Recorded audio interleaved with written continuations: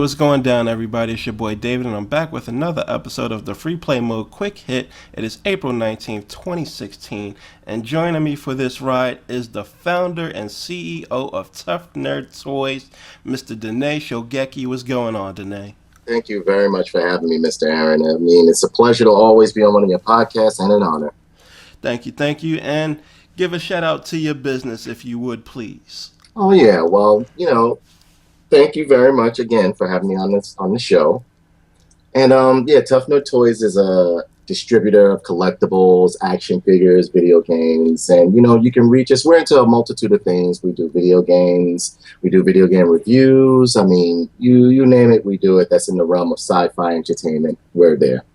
That's what's up. So I know you've heard about the rumors that have been persisting, and they've been going on and on and on. Well, Sony today has pretty much announced that they are determined to step on that Sega CD 32X landmine and pretty much all but confirm the existence of essentially an upgraded PlayStation 4 in what is codenamed the PlayStation 4 Neo. Yes. Yes, I was reading that. They released some specs about it, and it is going to have what is essentially an overclocked version of their existing CPU. The GPU is going to have 2 times the computing cores and be slightly faster. And while it will still have 8 gig of GDDR5 memory, it will be slightly faster.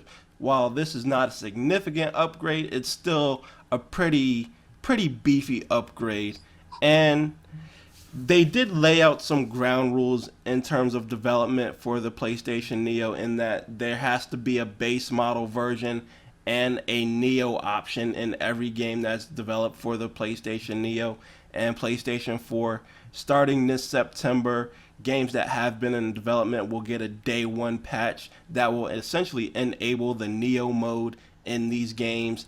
And if there is to be a Neo mode made for the games, it has to significantly outperform the base model mode, meaning like if the game on the normal PlayStation 4 is 720p, 30 frames per second, Neo mode has to be like 1080p, 60 frames per second. So now that the specs and the corporate speak is out of the way, I'm going to say this in the most blunt way possible. Sony is about to fuck 40 million PS4 owners straight up the ass with no lube. Of course. Such is the way of technology as of now today. I mean, like in today, gone tomorrow. Not to mention, I really feel as though, to me, this is just fortifying the nail in the coffin when it comes to consoles. And I know you and I debate on this subject. We've debated on this subject, but I essentially feel the age of the console is slowly, but actually, yet it's quickly coming to an end. It's quickly coming to an end. Well, I think that with this, that Sony and Microsoft essentially released 2 underpowered consoles at the beginning of the 8th generation in 2013. I agree. I agree. This was like just as 4K televisions were just becoming a thing and they were just becoming affordable, and Sony and Microsoft did not capitalize on this. While the PlayStation Neo does have the specs to support 4K, I don't think it's not strong enough to support native 4K gaming, because the latest and greatest graphics cards and PCs, like, they strain to support 4K without SLIs. So I don't see how this will do it, but it will support. I see most games, if developers do go ahead and do it upscale to 4K gaming, but native support, I don't see it happening. No, this is definitely, like I said before, to me, it's actually handing over the market in a lot of aspects to portable gaming and mobile gaming, because you have to understand customers that are like hardcore console buyers and people. I mean, this console isn't even 3 years old. Well, I would say it's not even 4 years old yet, is it? It's entering it's in its 3rd year. Yeah, in its 3rd year. I mean, and again, like I said, with technology steamrolling along as it has been doing, I'm not expecting any console to do that stretch like the 360 did. The 360 did phenomenal. I mean, like, that thing was in circulation for what, over 10 years? Yeah, 10 years. Like the PlayStation 3 was 9 years and the Xbox 360 was 10 years by the time their respective next generation consoles hit the market. And people who just got into console gaming around that time period have to realize that that was an anomaly. That's not the standard. Right, exactly.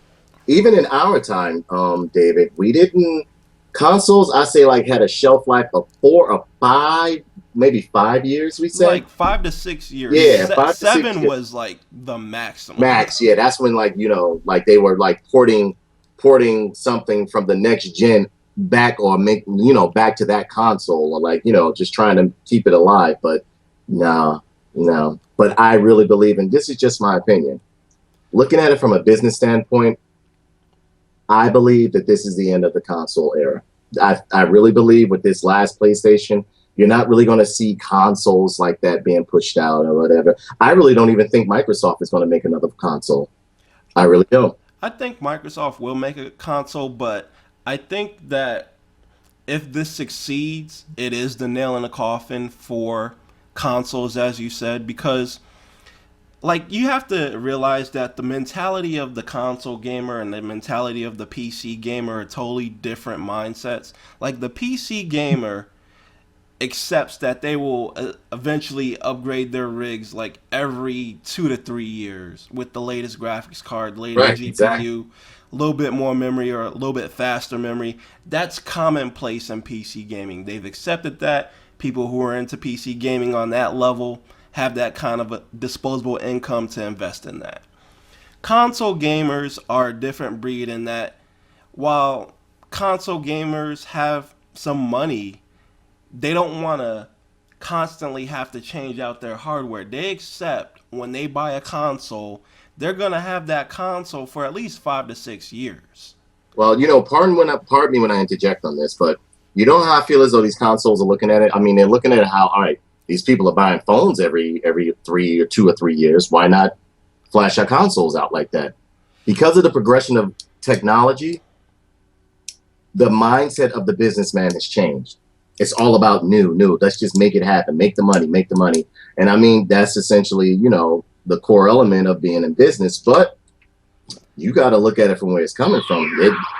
Pardon me. I'm sorry. That was a message. Damn, you coming in from the future with Doctor Who and so? That was actually the Super Friends. Remember when they would go to it? Oh, right, Yeah. right. But like this is what I think. I also think a move like this with Sony and the PlayStation Neo comes from a place of pure arrogance Yeah. Yep. because right now they have 40 million PlayStation 4s in the homes of users. Yep. Like that's sold, that's not sitting in warehouses, that's not what retailers have bought, that is sold consoles to consumer base users. And they have to realize that their success is not a result of anything they did right. It's a result of everything Microsoft did wrong from the outset. I agree. I agree completely. Whereas though when Microsoft did get up to see, I really believe Microsoft had had like a head start on everything, and if they had implemented those things that they have now in the beginning, they would have. I really think they would have won the console war. Like if you look at Not to mention, not to cut you off, but not to mention, you also have to understand Sony has a very big fan base, and a lot of their fans, because I traverse through PC. I do it all. PC, console. I have all the consoles. I play PC. I play console, so on and so forth. And to me, a lot what kept Sony afloat is their fan base, because they don't even offer as much as Xbox does in terms of like gaming. It's pretty much like, here, take what we give you. Their interface is still dated and antiquated. I don't feel as though there's any real innovation when it comes to the PlayStation. And the only thing, I hate to pretty much keep pressing this issue, but by saying that they made it on their fan base. And this right here will put the nail in the coffin for them, because essentially you're telling your fans like, go F yourself, or like, you know what, here, that was good, thanks for supporting us, but here, buy this now. Like here's the thing. Like if you look at the numbers tell a complete story of what happened, because if you look at Microsoft's numbers, they're in no better of a place or no worse of a place than they were at this point in time in the Xbox 360's lifestyle. Right. And they're approximately at like 22 million units sold, which is very, very good. Like, what happened is when Microsoft lost control of the messaging with the DRM and Right. all Yep. this stuff, like, people who purchased Xbox 360s was like, oh no, fuck that, I'm gonna buy a PlayStation 4. While nobody who purchased a PlayStation 3 purchased an Xbox One. And then eventually, through a series of moves and finagling and bundles and deals and all this stuff that Phil Spencer put together, making the right moves and getting the ship righted, people who bought 360s eventually gravitated back to the Xbox One and bought an Xbox One as their second console, while Right. there's nobody from, they didn't grab anybody from the PlayStation 3 side of things. So that's where that double up of audience from the Sony side of things is coming through. And Sony needs to realize that, hey, we're not doing anything extremely right. We just capitalized off a crucial mistake. Exactly. And Exactly. and now they're asking, like, right now the cost of a PlayStation 3, a PlayStation 4 is $349.99 at retail. And you know what? Those mistakes were actually minor mistakes, but they were major in the eyesight Yeah, of the gamer. Or like, see, people like us, we understand because we understand the business. We're technically savvy with a lot of things. So we know certain things had to be, couldn't be implemented right away, but they should have been on it. they Wizzo, they were minor mistakes, but they didn't control the message and allowed it to exactly, spiral out of exactly, control. And by the time they exactly. did get to try and control the message, everybody's mind was already made up. Yeah, yeah. Because I'm gonna be honest with you, the mistakes that you say that Sony capitalized on, they're very small and minute. Weird. So me myself, I always feel that Sony reminds me of an abusive husband. You get ready to drop him, and then he comes back and be like, "Look, I'll give you this, I'll give you that, I'll do this, that, and the other," but he doesn't do anything. Sony made a lot of promises. Believe me when I tell you, Sony made a lot of promises that they didn't come through with, or they didn't follow through with. And I mean, I really believe it, which leads me back to where I say that the only thing that made Sony win this console war was basically their fan base.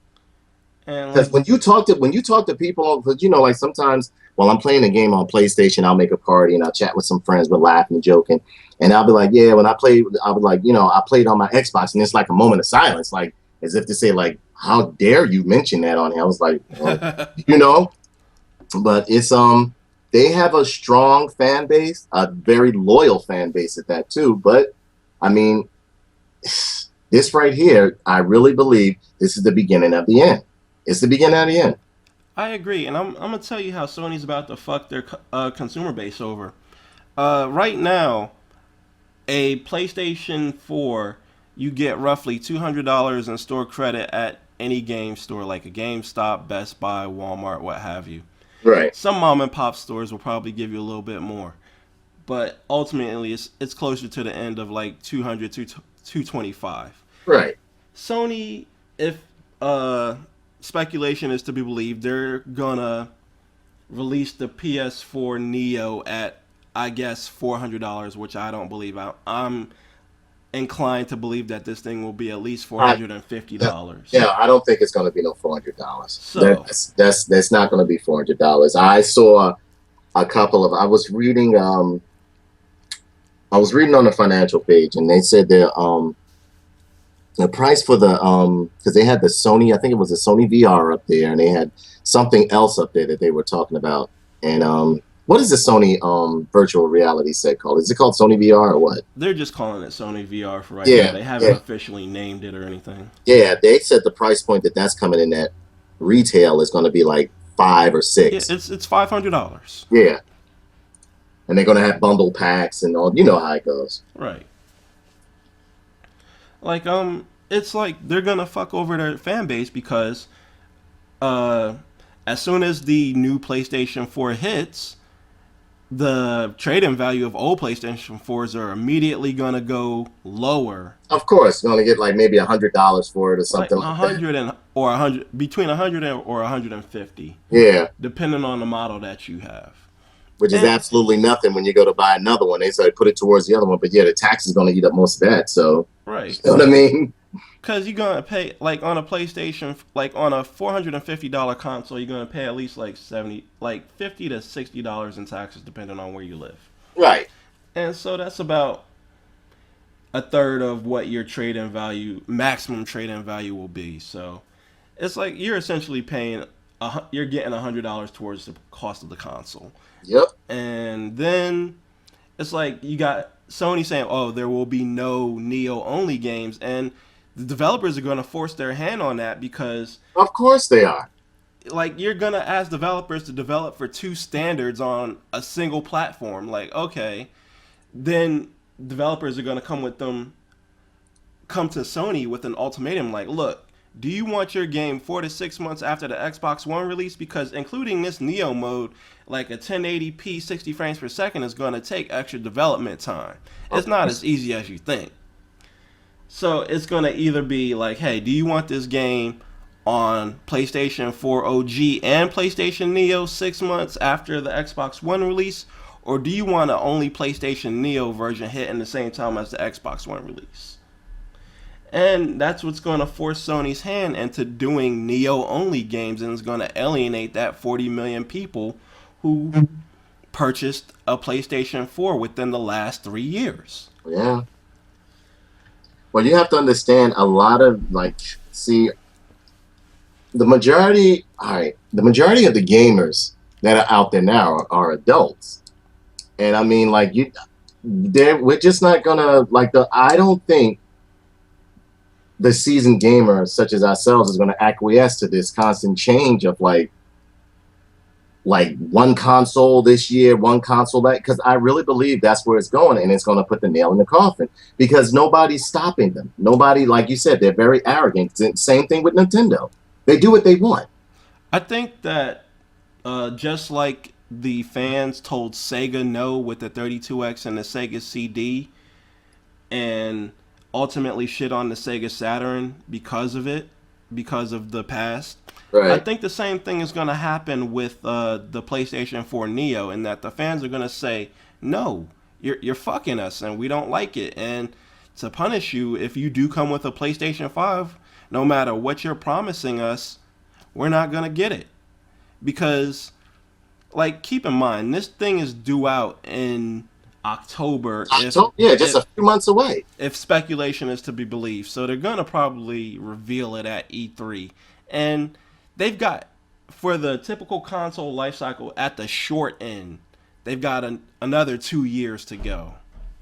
So it's gonna be like, okay, Microsoft has said with Phil Spencer's like, no, we're not gonna do an Xbox 1.5 because I don't believe in incremental upgrades. If we do a new console, Yeah, it's gonna yeah. be a significant update. And Right. kudos to him for coming out and saying that. But Sony is determined to step on that landmine and just alienate their fan base. And it's gonna blow up in their face real, real bad. Yeah, this is, like I said, like, like I was talking to you before, Mr. Aaron. I mean, I really believe we grew up in the best of times, and because we were actually exposed to the old, the new, and I really believe we're seeing the end of an era. And I, that era is the console era. And I, again, we may disagree on certain aspects, but I really believe this is the end of the console era. I think if the PlayStation 4.5, well, PlayStation 4 Neo succeeds, it sets a very, very dangerous precedent, and Yes, it does. Yes, it it's does. gonna, as you said, it's gonna spell the end of the console era, because now you're gonna have these, like, okay, Sony succeeded with the PlayStation Neo. That means it's all right for us to release a console, then come around like 2, 3 years later, like, oh, you know Exactly. what?